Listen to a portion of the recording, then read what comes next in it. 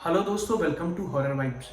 आज मैं आपको अपने व्यूवर्स की भेजी हुई कुछ घटनाएं बताने वाला हूं, जो कि सुनने में बहुत ही ज़्यादा मिस्टीरियस और अजीब है। तो आप वीडियो को एंड तक ज़रूर देखिएगा। साथ ही अगर आपके साथ कोई भी घटना घटी हो तो वो आप मुझे मेरे इंस्टाग्राम पे भेज सकते हैं, जिसका लिंक मैं वीडियो के डिस्क्रिप्शन में दे दूंगा। अगर आप चैनल पर नए हैं और आपको हॉरर स्टोरीज और मिस्टीरियस स्टोरीज सुनना पसंद है तो आप हॉरर वाइब्स को सब्सक्राइब कर सकते हैं। वीडियो पसंद आए तो वीडियो को लाइक और चैनल को सब्सक्राइब करना मत भूलिएगा। साथ ही मुझे कमेंट करके ये भी बताइए कि मैं अगली वीडियो किस टॉपिक पर बनाऊं। तो ज़्यादा टाइम ना लेते हुए वीडियो करते हैं शुरू और खो जाते हैं अंधेरों में।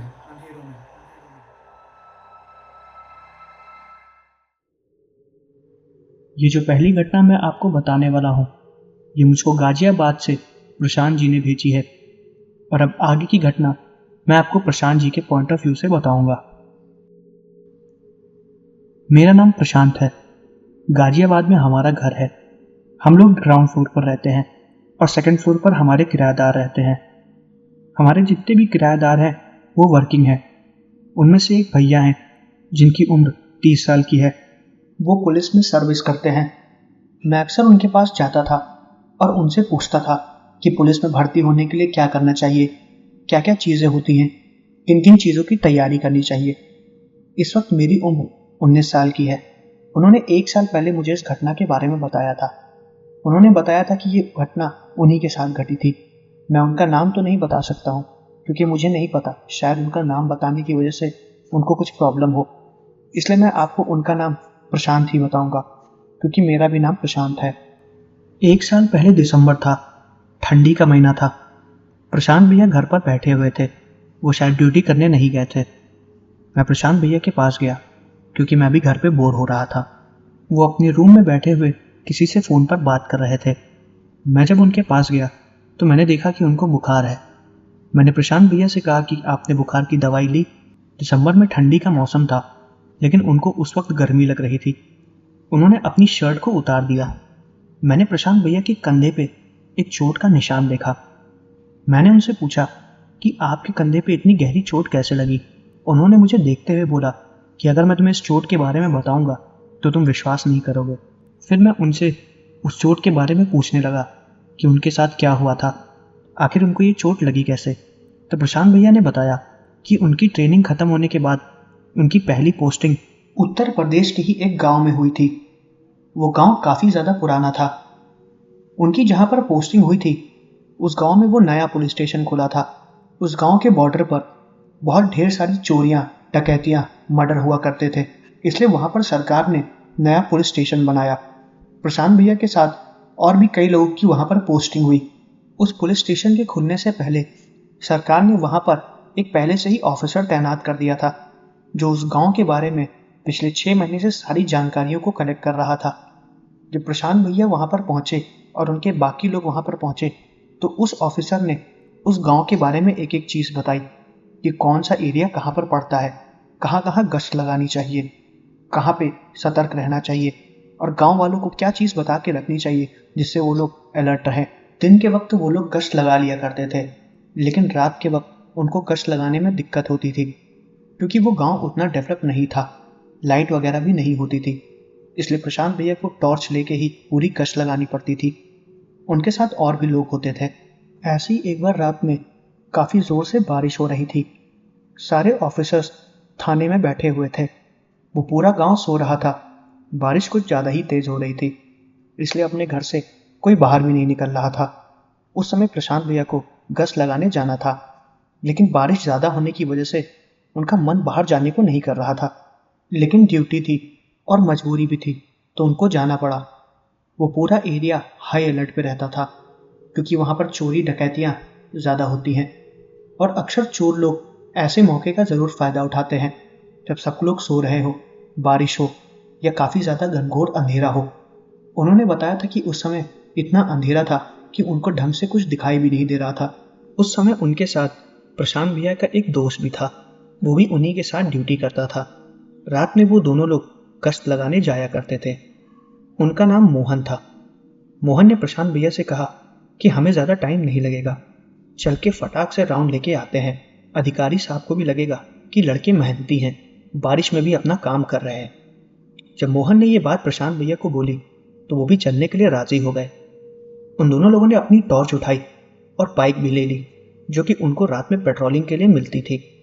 वो बारिश में ही निकल गए। कुछ दूर आगे जाने के बाद उन्होंने देखा कि बारिश बहुत ज़्यादा हो रही है। जिस रोड से वो लोग जाते थे वो कच्ची थी। बारिश की वजह से उसमें पानी भी भर गया था। गड्ढे में बहुत ज़्यादा पानी भर गया था। वो लोग अपनी गाड़ी उसमें से निकाल रहे थे, तभी उनकी गाड़ी के पीछे का टायर मट्टी में फंस गया। वो लोग निकालने की बहुत कोशिश कर रहे थे, लेकिन निकाल नहीं पा रहे थे। दोनों को बाइक से उतरना पड़ा और खींचते हुए बाइक को उस गड्ढे से बाहर लाना पड़ा। शायद बाइक के किसी पार्ट में पानी चला गया था, जिसकी वजह से वो स्टार्ट ही नहीं हो रही थी। मजबूरन उनको गाड़ी को खींच के ले जाना पड़ रहा था। प्रशांत भैया ने अपने दोस्त को बोला कि क्यों ना हम लोग अपनी गाड़ी यहीं कोने में खड़ी कर देते हैं और राउंड लगा के जब वापस आएंगे तो यहाँ से गाड़ी लेके चले जाएंगे। उनके दोस्त ने कहा ठीक है। फिर उन दोनों लोगों ने खेत के बगल में ही अपनी गाड़ी को खड़ा कर दिया और फिर दोनों लोग गश्त मारने के लिए पैदल ही चले गए। उस वक्त बारिश हल्की धीमी हो चुकी थी। उन दोनों के हाथ में एक एक डंडा और टॉर्च था। उन्होंने पूरे गांव का राउंड लगाया और उसके बाद वहां से दोबारा वापस लौट रहे थे।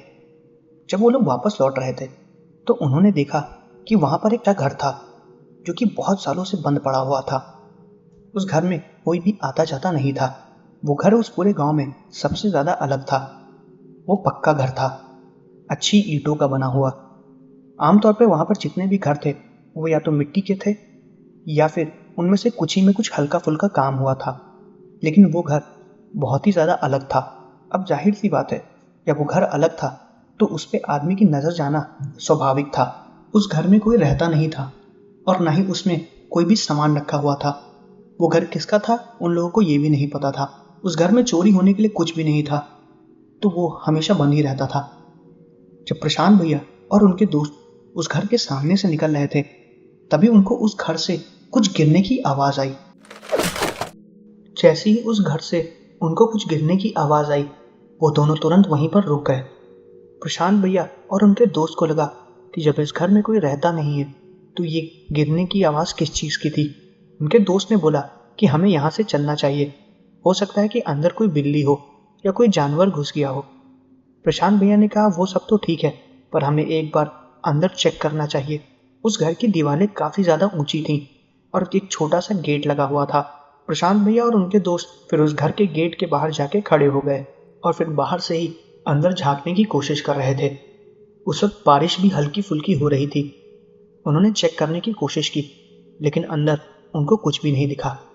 फिर उनके दोस्त ने बोला कि हम दोनों यहाँ पर समय बर्बाद कर रहे हैं, हमें यहाँ से चलना चाहिए, वरना अगर बारिश और तेज हो गई तो हम जल्दी पहुंच नहीं पाएंगे।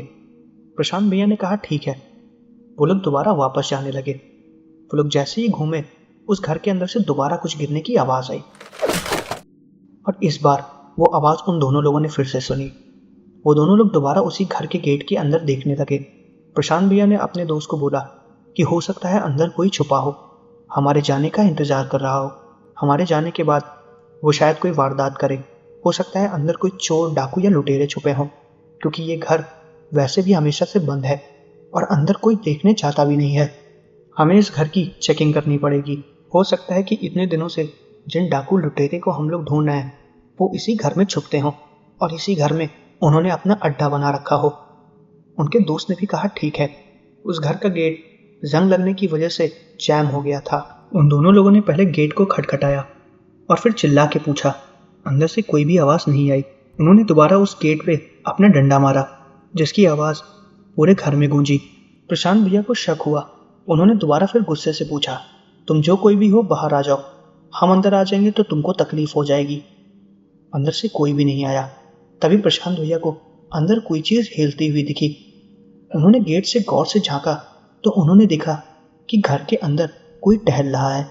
वो एक तरफ से दूसरी तरफ चलते हुए जा रहा है। उस वक्त गांव में बहुत अंधेरा था और बारिश भी हल्की फुल्की हो रही थी। उन्होंने अपने दोस्त से बोला कि मैंने अभी अंदर किसी को टहलते हुए देखा है, अंदर सच में कोई है। उनकी बात सुन के प्रशांत भैया और उनके दोस्त गेट को फांद के घर के अंदर घुस गए। वो घर अंदर से काफी ज्यादा बड़ा था। उन्होंने बताया था कि वो घर देखने में बहुत डरावना भी लग रहा था। वो घर काफी सालों से बंद था, मकड़ी के जाले, टूटे हुए दरवाजे, खिड़कियां, और उन्होंने ये भी बताया था कि उस घर के अंदर जाते ही उनको बहुत ही नेगेटिव वाइब्स आ रही थी। घर के अंदर घुसते ही उनकी सांस फूलने लगी थी, लेकिन उन्होंने इस बात को नज़रअंदाज किया। उन्होंने और उनके दोस्त ने, दोनों लोगों ने अपने हाथ में टॉर्च पकड़ी हुई थी और अपनी लाठी को भी बहुत कस के पकड़ा हुआ था। दोनों लोग अंदर की तरफ जा रहे थे। उनको ये नहीं पता था कि अंदर कितने लोग हैं या उनके पास कितने हथियार हैं। वो दोनों चुपचाप बस अंदर की तरफ जा रहे थे। वो जैसे ही अंदर पहुंचे, उन्होंने देखा कि दरवाज़ा खुला हुआ था। वो दरवाज़ा काफ़ी ज़्यादा पुराना था। वो दोनों लोग दरवाजे को ढकेल के धीरे से अंदर गए। वो लोग जैसे ही उस घर के अंदर गए, उन्होंने देखा कि उस घर के बीचों बीच में एक औरत उनकी तरफ पीठ करके बैठी हुई है और वो दीवार की तरफ देख रही थी। वो औरत चुपचाप बैठी हुई थी। तभी प्रशांत भैया के दोस्त ने पूछा, माता जी, आप कौन हैं? वो एक बूढ़ी औरत थी। उसने कोई भी जवाब नहीं दिया। वो बस वहीं पर ही बैठी हुई थी। फिर थोड़ी देर बाद प्रशांत भैया ने पूछा, आप कौन हैं और यहाँ पर क्या कर रही हैं और घर के अंदर कैसे घुसी? उस औरत ने दोबारा कोई जवाब नहीं दिया और दीवार की तरफ देख रही थी। प्रशांत भैया और उनके दोस्त धीरे धीरे उस औरत की तरफ जा रहे थे। अपना एक एक कदम उनकी तरफ बढ़ाते हुए उनको बहुत ज़्यादा घबराहट हो रही थी। प्रशांत भैया ने यह भी बताया था कि पता नहीं क्यों उनके हाथ के रोंगटे अपने आप खड़े हो रहे थे और उनका हाथ पैर कमज़ोर होते जा रहा था। वो बहुत ज़्यादा डर गए थे। उन्होंने जैसे ही अपने डंडे से उस औरत को छूने की कोशिश की, वो औरत उन दोनों की आंखों के सामने से ही गायब हो गई और गायब होते वक्त वो बहुत जोर से रोई।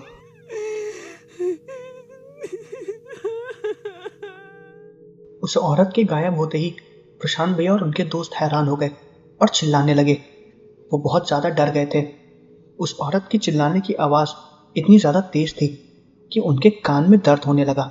शायद वो आवाज़ और भी किसी ने सुनी हो, इसका उनको नहीं पता था। उस औरत के गायब होने के बाद प्रशांत भैया और उनके दोस्त वहाँ से भागने लगे। जब वो लोग वहाँ से भाग रहे थे, तो जिस दरवाजे से वो लोग अंदर आए थे, वो दरवाज़ा ही उनके सामने टूट के नीचे गिरने लगा। वो लोग उससे बहुत ही मुश्किल से बचे। उसके बाद वो धीरे धीरे वहाँ से भागने की कोशिश कर रहे थे। तभी उस पक्की दीवार की एक पुरानी ईंट उनके दोस्त के पैर पर आके गिरी और दूसरी ईंट प्रशांत भैया के कंधे पर। वो ईंट गिरने पर उन दोनों को बहुत जोर से चोट लगी। उनके कंधे पे बहुत बुरी तरीके से घाव हो गया था। लगातार उनको उसी औरत की रोने की आवाज़ उस घर के अंदर से आ रही थी। वो लोग उस घर के अंदर से बाहर भागने की कोशिश भी कर रहे थे। तभी अचानक से बारिश भी तेज हो गई। वो लोग जिधर से आए थे उसी तरफ से निकलने की कोशिश कर रहे थे। वो लोग उस जंग खाए हुए गेट के ऊपर से निकलने की कोशिश कर रहे थे। उन लोगों ने जब उस गेट को छुआ तो वो गेट अपने आप ही धीरे धीरे गर्म होने लगा। ये बात उन दोनों को समझ में नहीं आ रही थी।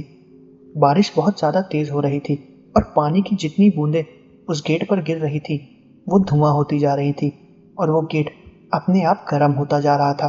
वो लोग चाहकर भी उस गेट को पकड़ नहीं पा रहे थे। उस घर की दीवारें काफ़ी ज़्यादा लंबी और ऊंची थी, इसलिए वो लोग चाहकर भी वहां से फांद नहीं सकते थे। घर की ईंटें लगातार उनके पैर के ऊपर गिर रही थी। कुछ से तो वो बच भी जा रहे थे, लेकिन कुछ ईंटें उनकी पीठ पर लगातार गिर रही थी। उन दोनों को काफ़ी ज़्यादा दर्द हो रहा था। उन दोनों को ये चीज़ तो एहसास हो गई थी कि उस घर के अंदर जो भी चीज़ है उनको उस घर के बाहर नहीं जाने देगी। फिर प्रशांत भैया के दोस्त ने वहाँ पर पड़ी कुछ ईंटों को उठाया जो कि काफ़ी ज़्यादा बड़ी थी। उन ईंटों को एक के ऊपर एक लगाने के बाद वो लोग दीवार तक पहुँच गए और दीवार पर पहुँचते ही वो लोग उस दीवार से नीचे कूद गए। नीचे कूदते वक्त उनके दोस्त के पैर में मोच आ गई और उस घर की वो ईंटें दोबारा उस दीवार से उछल के घर के बाहर आ रही थी। अंदर कोई ऐसी चीज़ थी जो लगातार उन ईंटों को उन दोनों के ऊपर फेंक रही थी, लेकिन अंदर उनको कोई भी नहीं दिखाई दे रहा था। जब वो दोनों लोग किसी तरह बाहर आए तो उस घर से दूर हट गए। उस घर से दूर हटने के बाद सब कुछ एकदम शांत हो गया। जो दरवाजे खिड़कियां अपने आप हिल रही थी वो भी शांत हो गई। बारिश भी हल्की कम हो गई। उस घर का गेट दोबारा नॉर्मल हो गया और वो ईंटें जो घर के बाहर आ रहे थे और जो घर के अंदर गिर रहे थे वो भी गिरना शांत हो गए। ये सब उस घर में क्या हो रहा था उनको कुछ भी नहीं पता। ताजुब की बात तो ये थी कि वो दोनों इतनी जोर से चिल्ला रहे थे, उनकी आवाज़ भी किसी गांव वाले को नहीं सुनाई दी। और जितनी देर तक वो लोग उस घर के अंदर थे बारिश भी बहुत तेज़ हो रही थी और बारिश की आवाज़ की वजह से उनकी आवाज़ भी दब रही थी। किसी को भी उनकी आवाज़ सुनाई नहीं दे रही थी। उन लोग के साथ इतना भयानक हादसा हो गया, वो लोग उस हादसे पे विश्वास भी नहीं कर पा रहे थे। उस घर से दूर हटने के बाद दर्द की वजह से उनका दोस्त काफी जोर से चिल्ला रहा था। प्रशांत भैया अपने दोस्त के पास ही बैठे हुए थे। उसके बाद उन्होंने उस घर की छत पर देखा। वो उन दोनों ने जब उस घर की छत पर देखा तो वो लोग हैरान हो गए। उस घर की छत पे वही औरत दोबारा बैठी हुई थी, लेकिन इस बार भी वो उनकी तरफ पीठ करके बैठी हुई थी। वो वही बूढ़ी औरत थी जिनको उन्होंने उस वक्त घर के अंदर देखा था, जो उनकी तरफ पीठ करके बैठी हुई थी। प्रशांत भैया सब कुछ समझ गए थे कि उस घर में आखिर क्या हो रहा था और वो क्या चीज़ थी। प्रशांत भैया के हाथ में जो डंडा था वो उन्होंने उस घर के अंदर ही छोड़ दिया था और टॉर्च भी उस घर के अंदर ही गिरा हुआ था। वो दोनों लोग चाहकर भी उस घर के अंदर दोबारा जाना नहीं चाह रहे थे और न ही उनके शरीर में उस घर के अंदर दोबारा जाने की ताकत बची थी। वो लोग फिर किसी तरह धीरे धीरे वहां से हटे और अपने पुलिस स्टेशन की तरफ जाने लगे। प्रशांत भैया जब वहां से अपने दोस्त को ले जा रहे थे तो वो बूढ़ी औरत देखते देखते उनकी आंखों के सामने गायब हो गई। ये चीज़ देख के वो बहुत ज़्यादा हैरान हो गए, लेकिन उन्होंने इसके बारे में किसी से कोई भी बात नहीं की। जब वो अपने थाने पर पहुंचे तो उनके ऑफिसर ने देखा कि उनको काफ़ी बुरी तरीके से चोट लगी है। उसके बाद उनके ऑफिसर ने उन दोनों लोगों से उनकी हालत के बारे में पूछा और ये भी पूछा कि आखिर उनको ये चोट लगी कैसे। प्रशांत भैया और उनके दोस्त के साथ जो भी चीज़ें घटी वो उन्होंने बताई। उनके ऑफिसर इस चीज़ पर विश्वास नहीं कर रहे थे क्योंकि वो भी वहाँ पर नए ही थे। अगले दिन प्रशांत भैया दोबारा उस गांव में गए क्योंकि उनकी बाइक अभी भी उसी खेत के पास ही खड़ी थी। वो रात में उस बाइक को लेकर नहीं आए। वो जब उस बाइक को लेने गए तो वो दोबारा उस गांव की तरफ भी गए। प्रशांत भैया ने उन गांव वालों से उस घर के इतिहास के बारे में पूछा और ये भी पूछा कि आखिर वो घर है किसका। उस गांव के बुजुर्गों ने या जिनसे भी वो मिले उन्होंने ये बताया कि ये घर यहाँ पर रहने वाली एक औरत का था। वो काफ़ी ज़्यादा अमीर थी और उसका घर भी काफ़ी ज़्यादा अच्छा बना हुआ था।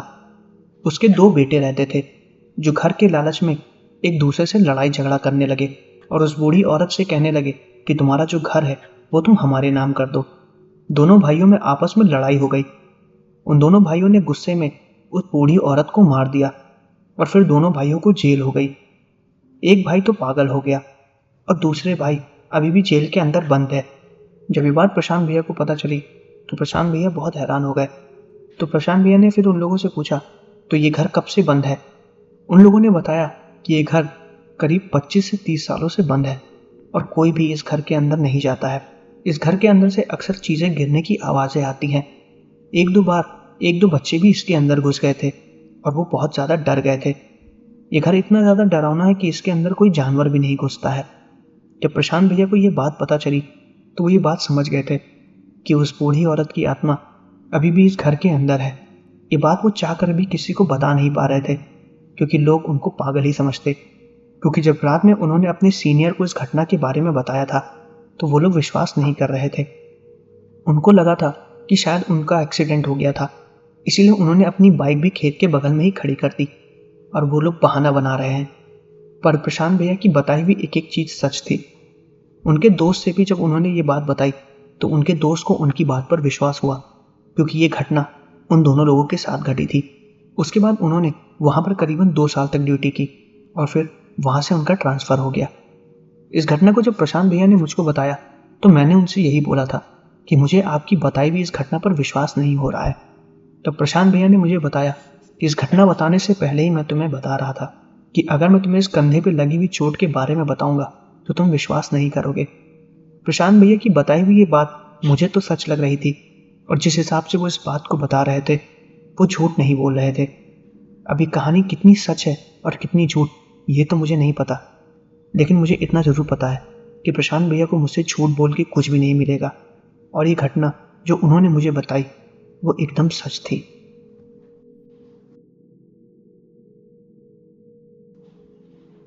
तो ये थी पहली घटना।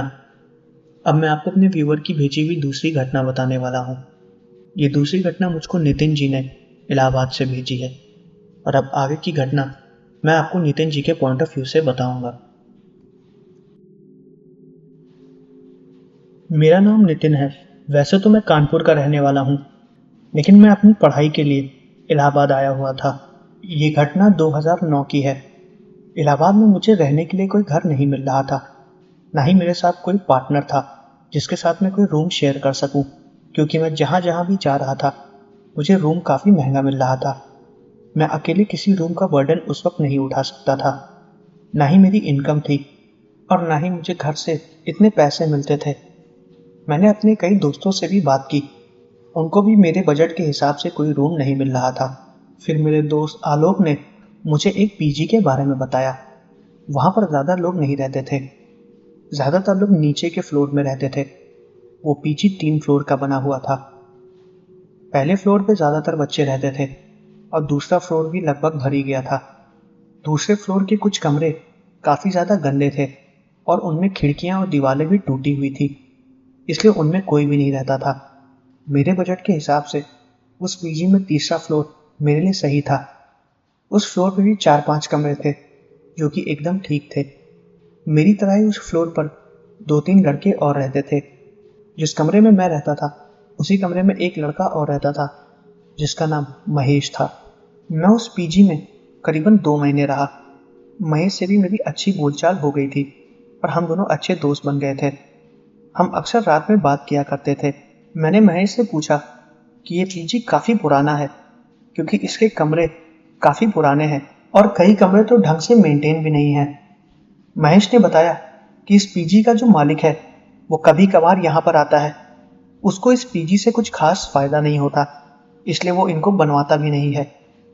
वो तो इस पीजी को बंद करने वाला था, लेकिन यहाँ पर रहने वाले कुछ लड़कों ने उनसे रिक्वेस्ट की, इसलिए उन्होंने अभी तक इस पीजी को रखा हुआ है। इस साल के बाद वो इस पीजी को तोड़वा देंगे और यहाँ पर एक रेस्टोरेंट बनवाएंगे।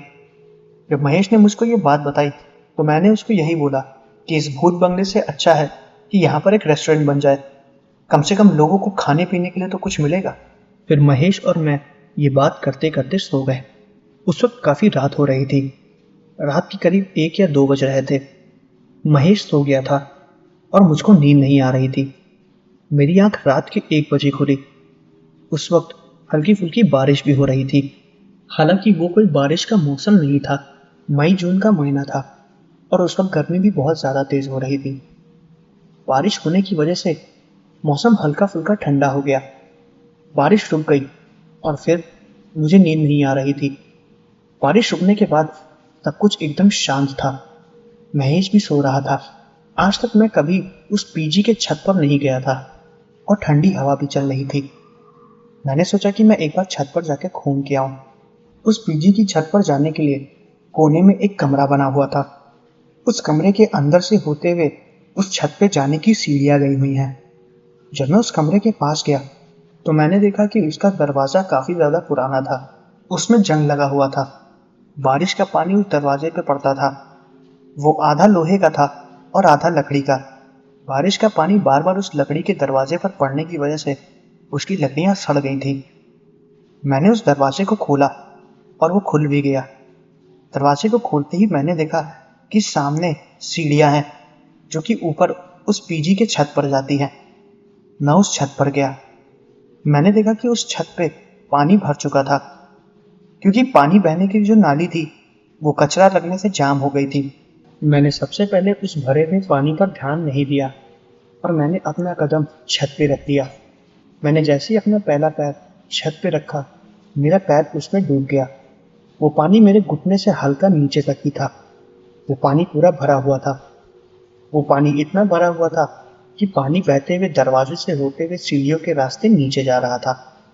मैंने अपना पैर हटा दिया और फिर मैं वही दरवाजे के पास दोबारा खड़ा हो गया। वहाँ पर हवा काफ़ी ज़्यादा अच्छी चल रही थी।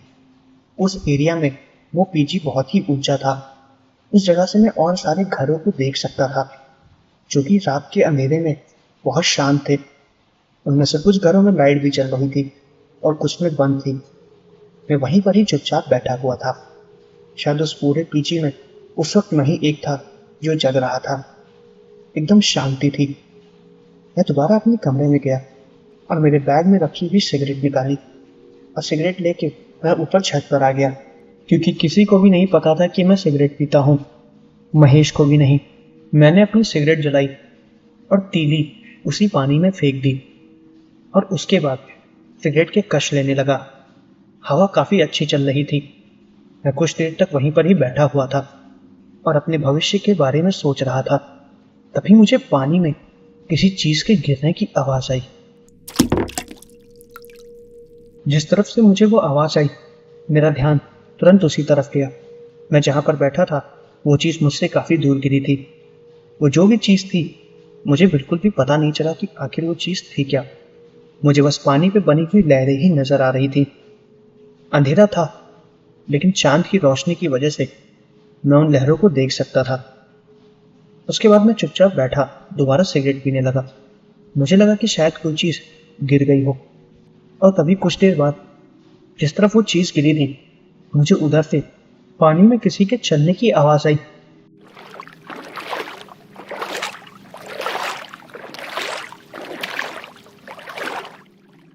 मैं उसी तरफ देख रहा था। वो आवाज लगातार मेरी तरफ ही आती जा रही थी और पानी में मुझे वो पैर की आकृतियां भी बनती हुई दिखाई दे रही थी, जो कि धीरे धीरे मेरी तरफ आ रही थी। मैं उस आकृति को देख रहा था और वो मेरे पास ही आ रही थी। वो धीरे धीरे मेरे पास आई और मैं वहीं पर ही बैठा था। मैं अपने आप को हिला भी नहीं पा रहा था। मैं बस चुपचाप बैठे उस आकृति को देख रहा था और वो मेरे पास चलते हुए आई। मेरे पास आते आते वो आकृति गायब हो गई और पानी में वो जो हलचल हो रही थी, जिसे मैं महसूस कर सकता था, और जो भी आवाज आ रही थी, वो सब शांत हो गई। मुझे मेरी आंखों पर विश्वास नहीं हो रहा था। आखिर मैंने क्या चीज देखी, मुझे कुछ भी समझ में नहीं आ रहा था। मेरे हाथ में जो सिगरेट थी वो भी मैंने नहीं पी थी, वो मेरी हाथों की उंगलियों में ही थी। मैं कुछ देर तक इतना खौफ में खोया हुआ था कि मुझे पता ही नहीं चला कि कब उस सिगरेट ने मेरी उंगलियों को जला दिया। जैसी मेरी उंगलियां जली, मुझे लगा कि वैसे ही मैं होश में आ गया। मैं तुरंत नीचे महेश के पास भाग के गया। मैंने महेश को उठाया और उसको मैंने वो सब बताया जो कुछ भी मैंने ऊपर देखा। जब महेश उठा तो वो काफी ज्यादा नींद में था। उसको लग रहा था कि मैं उससे मजाक कर रहा हूँ, लेकिन मैं कोई भी मजाक नहीं कर रहा था। मैं महेश को बार बार बताने की कोशिश कर रहा था कि ऊपर मैंने एक अजीब सी परछाई देखी और वो पानी में चल रही थी। मैं काफी ज्यादा डर गया था, क्योंकि ऐसी कोई भी चीज मैंने अपने पूरे जीवन में पहली बार देखी थी। मुझे रात भर नींद नहीं आई। मैं महेश से लगातार उस चीज को बता रहा था और महेश मुझे चिल्ला के बोल रहा था कि सो जाओ, ये सब कुछ नहीं है, तुम्हें एक वहम हुआ है। उसके बाद मैं सो गया। सुबह जब मेरी आंख खुली तो महेश मेरे सामने ही बैठा हुआ था। मैंने महेश से पूछा कि क्या हो गया। महेश ने मुझको देखा और उसने मुझसे बोला कि तुम सिगरेट पीते हो क्या। मैंने उससे कहा नहीं। क्यों? तब उसने मुझे मेरी उंगलियां दिखाई, क्योंकि कल रात सिगरेट की वजह से जल गई थी। तो महेश ने मुझसे बोला, हो सकता है तुम सिगरेट के अलावा किसी और चीज का भी नशा करते हो, ये सब मत किया करो, गलत चीज होती है।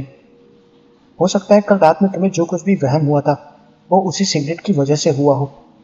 महेश सिगरेट वगैरह नहीं पीता था, इसलिए उसको छोटी से छोटी चीज भी एक बड़ा नशा ही लगता था। हालांकि सिगरेट पीना स्वास्थ्य के लिए बहुत हानिकारक होता है, लेकिन मैंने महेश को समझाने की कोशिश की कि मैंने जो कुछ भी देखा वो मेरा कोई वहम नहीं था। महेश ने फिर मुझसे उस चीज के बारे में बात ही नहीं की और वो फिर अपने काम से बाहर चला गया। फिर मैं उसी हॉस्टल में बैठा हुआ अपना काम कर रहा था।